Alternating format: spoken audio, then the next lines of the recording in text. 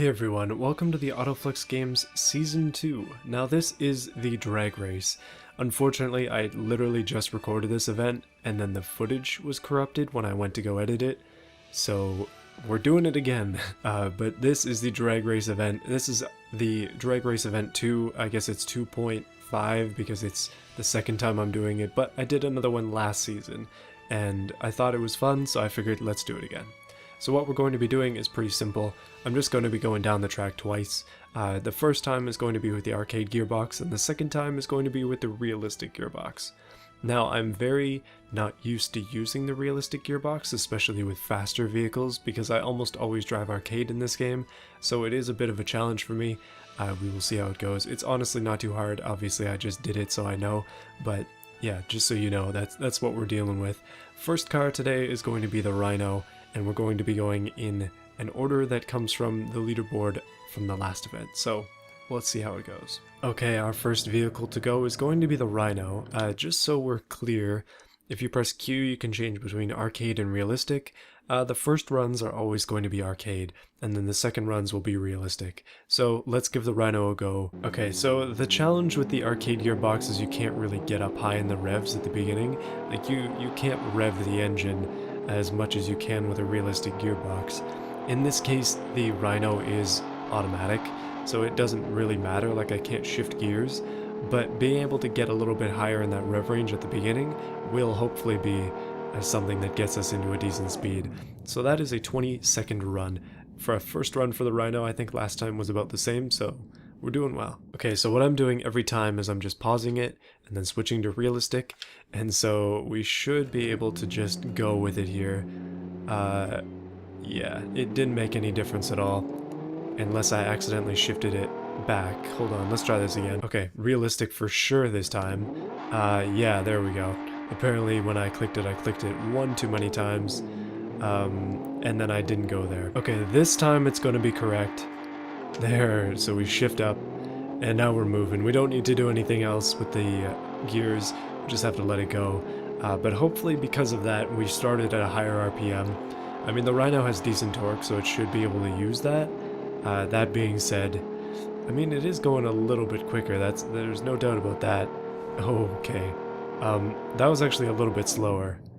20.161. Goodness, I guess our first run was a really solid one, because that one just not as good. Alright, next up on the list is this is the Group C Owl. Let's see how it'll do.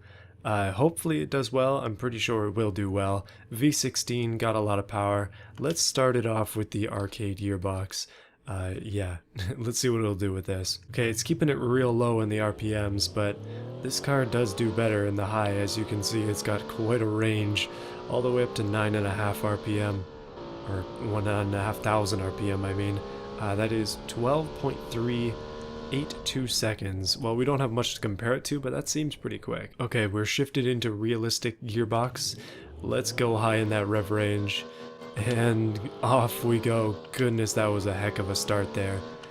Things are a lot quicker, especially at the start with this method that we're using now, but it does allow some of the cars that can be out of control to be very out of control, but that is a 10.678 second run. That is the fastest one so far today. Okay, the next car we're going to be running is the Trig X. This one should benefit significantly just from me shifting the gears, just because it has such a high RPM range.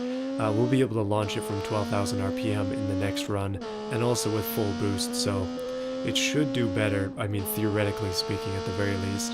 This is a decent run though. That is a 13.81 second run. That is just a little bit slower than the Group C. Okay, properly shifted over to realistic. Let's get high in that rev range. And off we go. Oh goodness, that was a bit of a wheel spin issue there, but we have regained traction and we are moving down the track quickly. I fear that things might be a little bit slower just because of that, but we still managed to get a full second, like almost a full second back from there. That is not bad. Okay, we are getting into the dangerously quick stuff here. This is the Vomero 3.0. We're going to start it off in arcade, and you will have to see what I mean by dangerously quick. It is a bit of a rocket ship. This car is ridiculously quick, and it really likes to move itself around on the track as well, but That is an 8.445 second run. Very quick. As you can see on the leaderboard, it's already number 6. But that leaderboard doesn't mean much right now. It has a lot of times on it. But let's see what we can do with our realistic gearbox. So far, obviously, it's the fastest. It's probably going to be the fastest overall, but maybe we can do just a little bit better. Okay, the boost is built, and whoa, that was a jump right there. Goodness, this thing is a little bit of a beast. Yikes, that is a 7.813 second run. That is the fastest time by a decent amount. My goodness, that was a lot faster than what I just did. So you've now seen what it looks like when you have 2900 horsepower. Let's see what it looks like when you have 3400 horsepower. This is the Saint Ultra R. Hopefully it's quick. It was made to beat the Bamero in this challenge, but obviously it failed, at least in its own video. How will it do here? Currently this is just arcade, but my goodness, this thing can fly. That is a 9.19 second run. Not gonna even make the top 10 on this leaderboard, but yeah, that is wickedly fast. Okay, into the realistic. We can definitely expect to see some serious jumping from this car as well, just because it just tends to do that, let's be real. The more power you have, the more it's gonna fly. Let's give it a shot.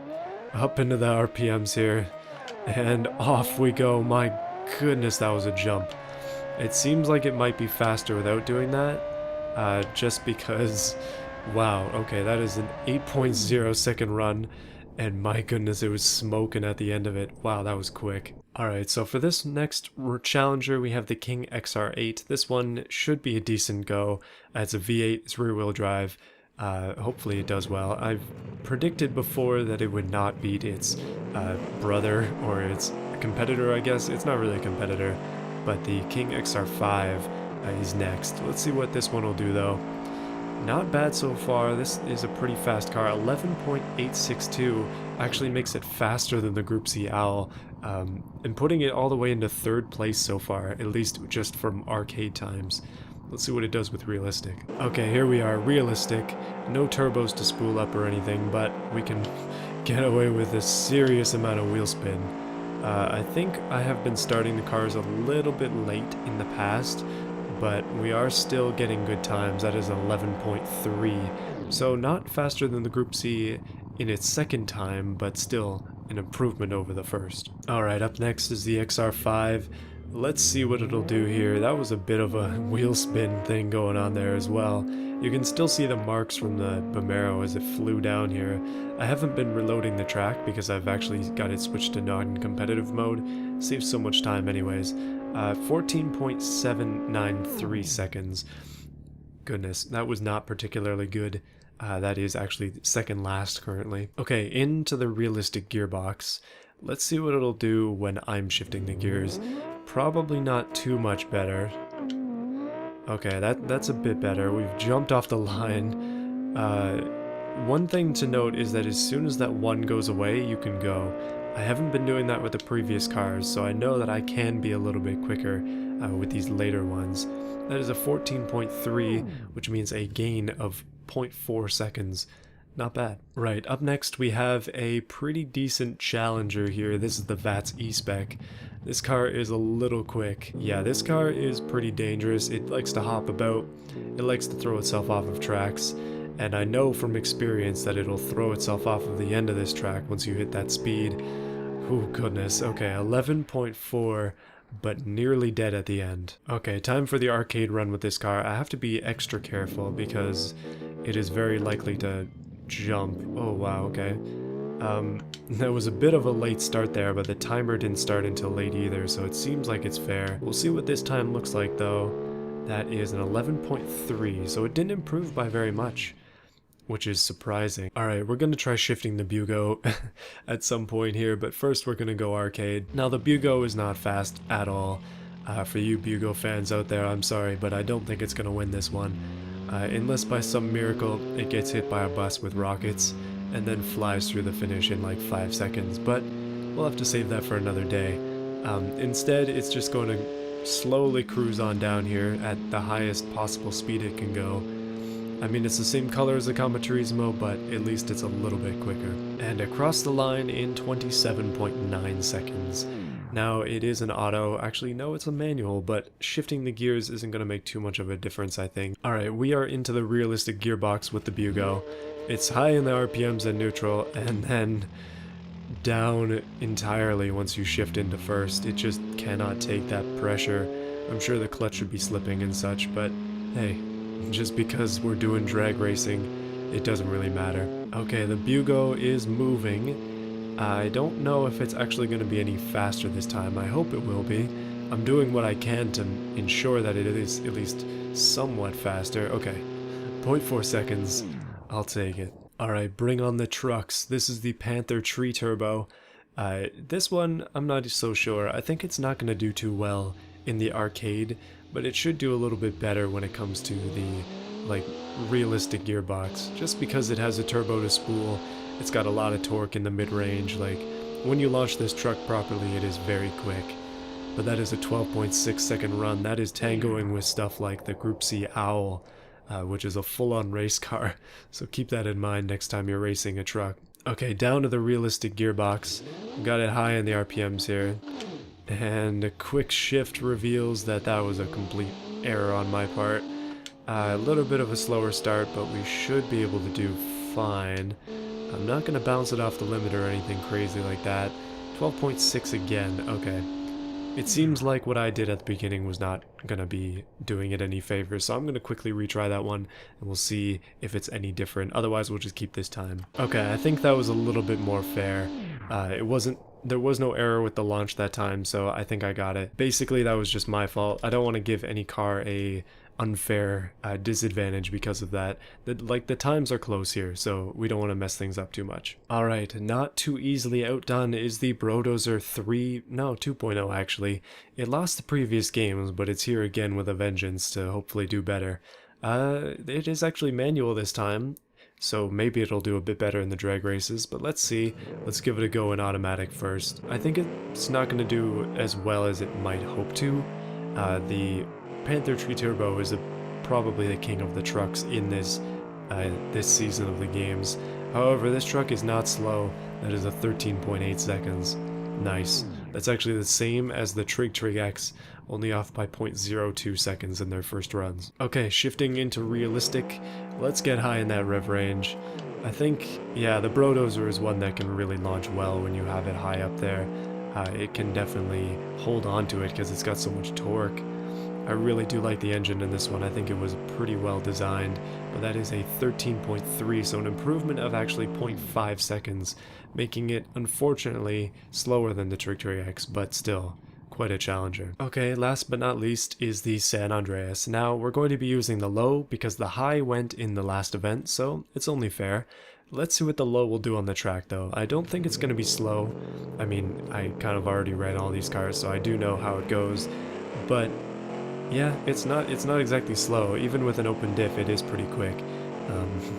It's not a slow car, surprisingly, but unfortunately in the games, it's not been doing so hot. That is a 13.332, so it is actually faster than the Brodozer and the Trig X when in automatic. Alright, realistic gearbox, but it doesn't really matter. This car is an auto. The only thing that we can get out of it is just high RPM at the start, and then we'll shift early and leave it in drive. That's the only difference we get with this one. We could shift up, but we're just going to go into the low range, so we're going to leave it here and hope for the best. Now, it did get a 13, so it is it's 0.1 second faster there. That's interesting to see. Okay, so on the leaderboard we have the Bamero 3.0 taking first. Not too surprising with its fastest time of 7.813 seconds. That is the fastest time on this track that I have ever done. That is very, very quick, but very cool to see as well. Going to have to beat that with another car in the future, we'll see.